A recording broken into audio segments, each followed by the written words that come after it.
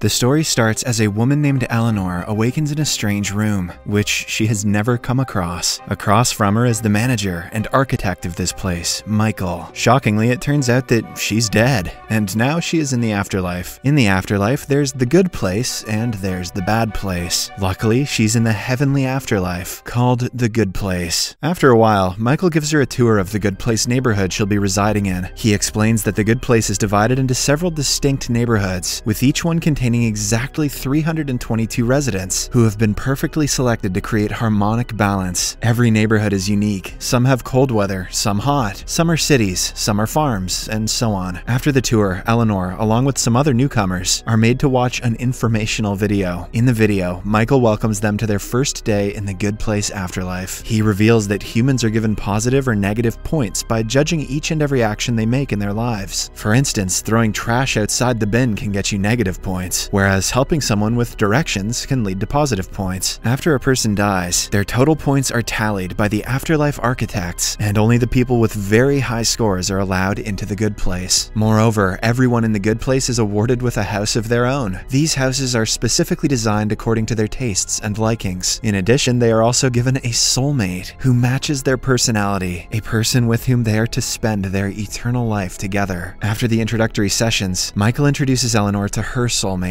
Chidi, who used to be an ethics professor. Following this, he pulls up a video showing her memories from her time on Earth. It turns out that Eleanor worked as a lawyer who tirelessly defended innocent people on death row and campaigned for human rights. This is how she earned her spot in the good place. However, after Michael leaves, Eleanor realizes that something is wrong. As it turns out, the memories from the video are not hers after all. In fact, the afterlife architects had a small mix-up and invited this Eleanor in place of the real one from the video. This imposter Eleanor had a completely contrasting life, where she made a living by deliberately selling fake medication to the sick and elderly. She was crass, rude, and selfish. Eleanor knows that she's only here because someone with the same name was sent to the bad place instead of her. Shortly after, she is introduced to Janet, the source of all information and knowledge for humans within the good place. Janet is also responsible for providing the inhabitants with any object, as requested. She is basically Siri, who can be used primarily as a personal assistant by the residents of the good place. Next, she is also introduced to some neighbors. One of them is Tahani, who is outspoken and has always done charity in her life. But strangely, her assigned soulmate is a monk who has taken an oath to remain silent in his life. That day, the good place is throwing a welcoming party for all the new residents. However, Eleanor's bad nature is soon revealed. During the party, she calls the neighborhood Tahani a giraffe and stuffs shrimp up her bra to steal some food for home. The next morning, something very unusual happens. In the neighborhood, countless shrimps are seen flying in the sky, giraffes are running around, and even a giant toad is wreaking havoc. It turns out that everything is a result of the negative energy Eleanor has been releasing in the good place. Taken aback and worried because of the incident, she reveals everything to her soulmate Chidi. She even begs him to help her be a good person so that she can remain in the good place. Being the good guy that he is, Chidi agrees straight away and starts teaching her ethics lessons. A few hours later, the new residents are called to assemble for the second day of their orientation. In today's class, everyone will be taught how to fly. But since the neighborhood is in a mess, some of them have to volunteer to clean up the place. Taking this as the perfect opportunity to teach Eleanor about ethics, Chidi mentions both of their names. However, the problem is, anyone who volunteers will miss the flying classes. Eleanor is hesitant, but she has no choice but to agree. Initially, she does her job well and cleans the place well, but when she hears how amazing flying is, she hides the trash inside someone's home and goes to join the others. And just like the previous incident, this one has consequences. A large trash storm soon occurs, causing Chidi to lose faith in Eleanor. To make matters worse, her secret isn't a secret for long. That evening, Eleanor receives an anonymous letter stating that someone knows she doesn't belong here. Panicked, she assumes that her neighbor Tahani is the culprit, but just then she receives another message saying to meet in town square. Eleanor quickly follows the instructions and meets the sender, who shockingly is revealed to be Tahani's soulmate, Jason. It turns out he's not a monk, and just like Eleanor, Jason was also mistakenly put in the good place. He was a drug-dealing EDM amateur DJ from Florida who likes to play video games. But unlike Eleanor, it's been a walk in the park for him to hide his secret, as he has been assumed as a mute monk since he entered the good place. Together, Eleanor and Jason attempt to stay in the good place, but that proves more and more difficult, as the latter desperately wants to show his true self. One day at an event, he tries to go on stage and reveal everything, but before he does so, Eleanor creates a distraction by ruining a perfect perfectly made cake that one of her neighbors spent 3 days working on. Unfortunately, this creates a large sinkhole in the place, which sends the neighborhood into a state of panic. 4 days have passed by, but the calamitous sinkhole keeps becoming larger and larger. This makes Chidi very angry, implying that no matter how many times he gives Eleanor ethics lessons, it's impossible to change her nature. Soon their conversation turns into an argument, and for the first time in her life, Eleanor feels guilty. Hence, she makes a commitment that from now onwards, she will only do good things. It only took her until after she died, but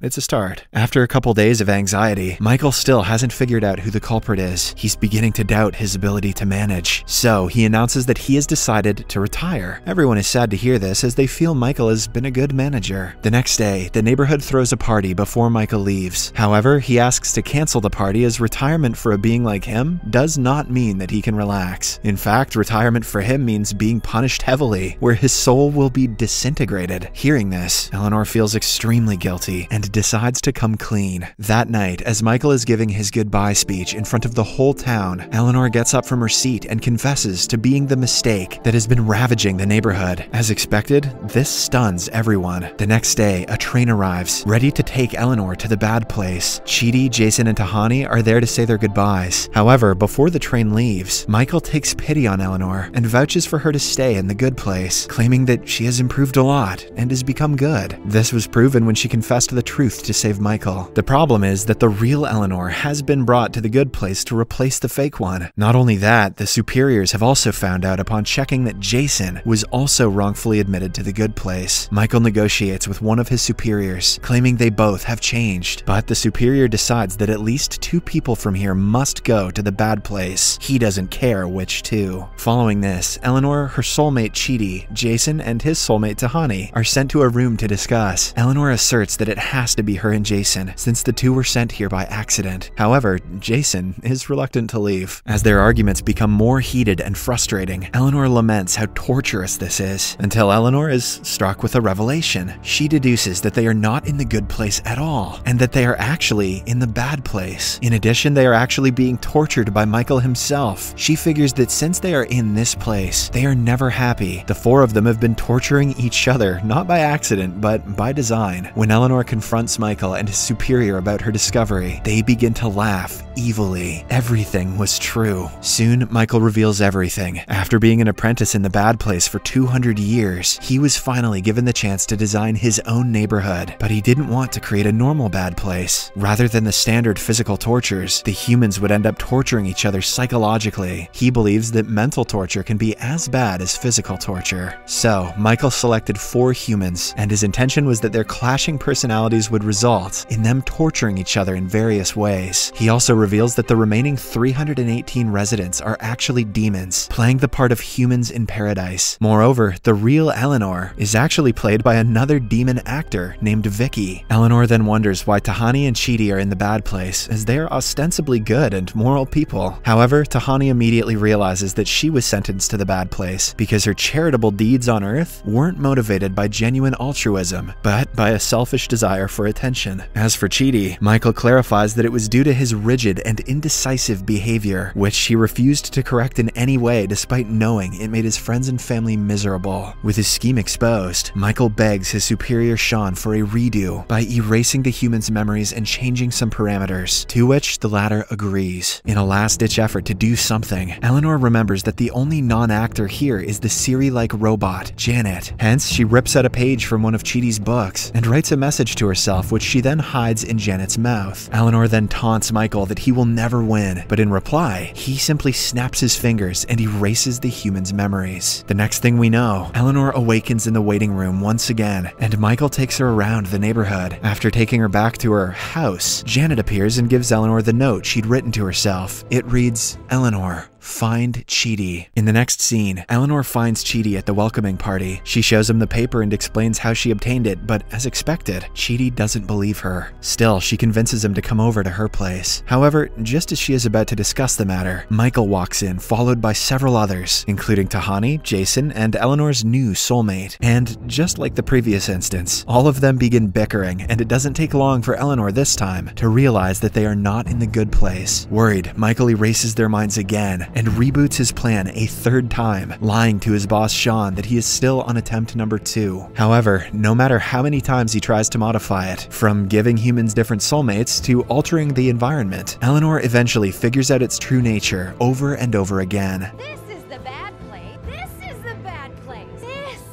is the bad place. Not only that, but with each reboot, the 4 humans seem to have better personalities and even find out about the ruse faster and faster. Expectedly, Michael grows more frustrated as time goes on. When he launches attempt number 802, he goes outside to a neighborhood meeting where only the demon actor Vicky is present. She complains that everyone is sick of the constant reboots, so much that they often can't remember what their jobs even are. When Michael tries to clarify, Vicky mentions that he has lost control of the experiment, so the other demons have gone on strike. She then presents the list of their demands, which includes her taking over the next reboot. Michael is outraged and swiftly refuses the demand, but Vicky blackmails him by saying that if he doesn't comply, she will reveal the 800 reboots to his superior, Sean. This will result in him getting retired for sure. Michael is visibly frustrated, but just then an idea strikes his mind. He goes to Eleanor's house, where she, Chidi, and Tahani are, and Jason joins them. Seemingly once again, they already know they are in the bad place. Eleanor says they keep figuring out the puzzle of the good place, so they're winning and he's losing. However, Michael says that he wants to team up with them. He details his plan. He will reboot the neighborhood, but secretly leave the 4 humans' memories intact. Then they will pretend to emotionally suffer for a long time without realizing this is a fake good place. If they refuse, the experiment will be deemed a failure, and everything will go downhill. Michael himself will be retired and burned eternally, while the humans will be shifted to traditional physical torture. Michael also claims that he can get the 4 and himself into the real good place if they succeed in their plan. They agree, but Eleanor adds a condition. As a member of the team, Michael must also participate in Chidi's ethics classes. Next, the neighborhood is again rebooted, with Vicky taking over as the main caretaker. For the next few months, the 4 humans pretend to suffer emotionally and not know about the fake good place. Every day, they meet Michael in secret, where they are also joined by Janet, whose purpose is to serve the humans. There, they are taught ethics by Chidi. It is difficult for Michael to understand the concepts, owing to the fact that he is an immortal being whose only purpose is to torture humans. He confides to Eleanor that he finds it hard and wonders how she was able to improve so much. Eleanor states that whenever she did a bad thing, she'd hear a little voice telling her it was wrong. When she would do good, it would go away and she would feel better. Michael takes comfort in this. Time passes, and one day, Michael receives a surprise visit. It's his superior Sean, congratulating him on the success of his experiment and promotes him. He reveals that based on records, the 4 humans have been enduring similar torture like the ones in the actual bad place. Michael then pretends to reveal to the 4 humans that they're in fact in the bad place. However, much to their shock, Sean informs them that because the experiment is a success, they want to study everything that happened here. The 4 humans will now be transferred to a traditional section of the bad place to be tortured. There, their brains will be studied. As expected, the group is devastated. In particular, Eleanor feels like Michael has betrayed them. However, he claims that he didn't know anything about this. Eleanor starts berating him as they are now doomed, but Michael says that there is one solution. They have to escape the good place, and for that, they need to meet the judge who lives in a portal in the middle of the bad place. Then all the humans have to individually back up their claims that they are worthy of living in the good place. The humans are skeptical about the idea, but since they have no other options, they agree. Next, Eleanor, Chidi, Tahani, Jason, Michael, and Janet are on a train on their way to the bad place headquarters. After a long journey, they make it to the residence of the immortal, the all-knowing judge, Jen, and try to convince her that they are worthy of being in the good place. However, the judge reveals that no human has been accepted to the good place in the past 531 years. Shocked to learn this, Michael argues that the points system is inherently flawed, as the rise of globalization and industrial capitalism has simply made it impossible for any human to be ruled good enough. After a lot of arguments, the judge agrees that there is a flaw in the system, which they need to fix immediately. To solve this, she conducts a meeting and summons some others to discuss the matter. The team then makes a proposal. In the current system, people get one shot at life, get evaluated, and get a final destiny. But in Michael's fake good place, the 4 humans had hundreds of lives because of the reboots, and through them they got better and better. Hence, they propose that the life humans have on Earth will be considered not the test of one's ultimate destiny, but just a starting class. At death, the human's point total will give them a place to begin. All of them will go through a test, a simulated environment like Michael's neighborhood, set up by two architects, one from the good place and one from the bad place. They will make a scenario which exposes the person's moral shortcomings. At the end of the scenario, the architects will sit down with them and evaluate what they need to work on, and then they'll get rebooted. Then a member asks how that's going to help, since they'll forget everything when rebooted. Eleanor explains that what they discussed will remain with them, like a little voice in their head. Humans will go through it as many times as needed. In each reset life, most people will improve until they are the best versions of themselves. Some people won't, but most will, which will allow them into the good place. Impressed by the elaborate plan, the judge agrees to the new system, much to the humans' delight. To kickstart the system, at first, they need to identify the first 1,000 humans to be tested. In the next scene, the first batch of test neighborhoods are up and running. As Eleanor and her group are passing by the crowded place, they suddenly hear the sound that the system makes when someone passes the test for the good place. Excited, they ask Michael who passed, and the latter replies that it's the four of them. The judge has decided that they don't need to take any tests, since they have saved more humans by proposing this new system, and that's worth a lot of points. After some time, a golden balloon descends from the sky to send them to the real good place. The four humans are accompanied by Janet and Michael, with the latter saying that he wants to travel for a bit. Soon, the balloon takes off. A few moments later, the squad finally makes it to the good place. The good place committee welcomes everyone as heroes and tells Michael to come along with them, as they want to bring him in as an official good place architect. The humans go through a portal to their welcome party, which has decorations and memorabilia relating to all four of their personal tastes. Janet also reveals there are 2 green doors there, which are all over the good place, through which a person can go to visit any time or place, real or imaginary. Hearing this, Jason dashes off to fulfill his lifelong dream of racing go-karts with monkeys. On the other hand, Chidi and Eleanor run into the legendary philosopher, Hypatia of Alexandria. Chidi ecstatically tries to ask her about her work, but she's tongue-tied, not really capable of any more than small talk. She then tells them that things in the good place are not quite what they seem. In theory, the good place is a perfect paradise, where all your needs and desires are instantly met, but eventually the novelty of that pleasure wears out on the mind, turning it into mush. Hypatia then reveals that she doesn't even remember the works she is famous for on Earth. Tahani sees for herself what Hypatia has revealed as she socializes with the other residents, who are in even worse shape, as they're all lethargic hedonists who can only speak in monotonous tones when interacting with her. Everyone has become a bunch of unfeeling zombies who are unbearably bored after having experienced literally everything. Now they have nothing more to do but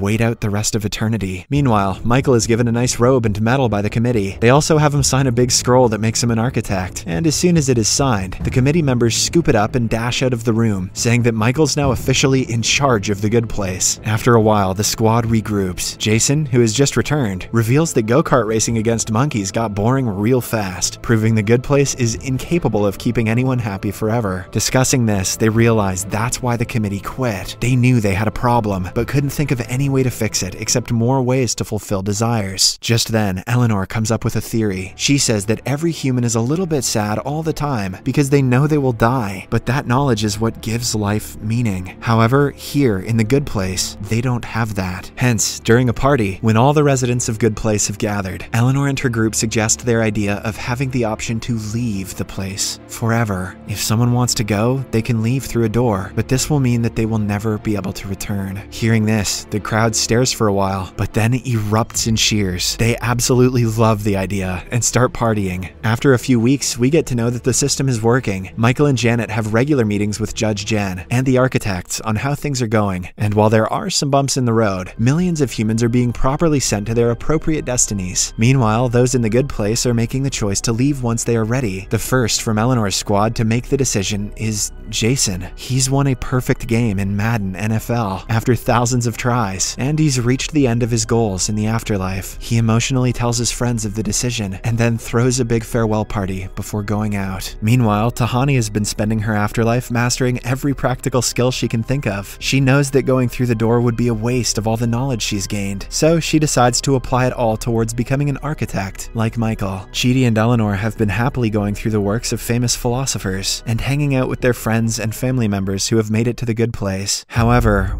One day, Eleanor finds out that Chidi is also ready to go and becomes determined to keep him with her. But when she realizes that it would be selfish to force him to stay, she tearfully bids him goodbye. On their last night together, Chidi reassures Eleanor that he'll always be with her, in a way. When the next morning comes, she wakes up alone in bed with a final parting gift from her soulmate. Eleanor feels ready to leave, but Michael also wants to go through the door, as he feels he's accomplished everything and no longer knows what to do anymore, now that the judges stopped their meetings due to how well the new system works. But as the last door wasn't made for him, Eleanor gets an idea. She convinces Judge Jen to let Michael go to Earth and live as a human being. And in no time, the former architect of the bad place is turned into a human. Before leaving, he promises Janet that they'll see each other again. In his new human life, Michael makes friends, makes mistakes, learns from them, and experiences new things. A few weeks later, Eleanor, who now feels whole and complete, shares one last margarita and chats with Janet. The show ends as the two hug, and Eleanor finally goes through the last door.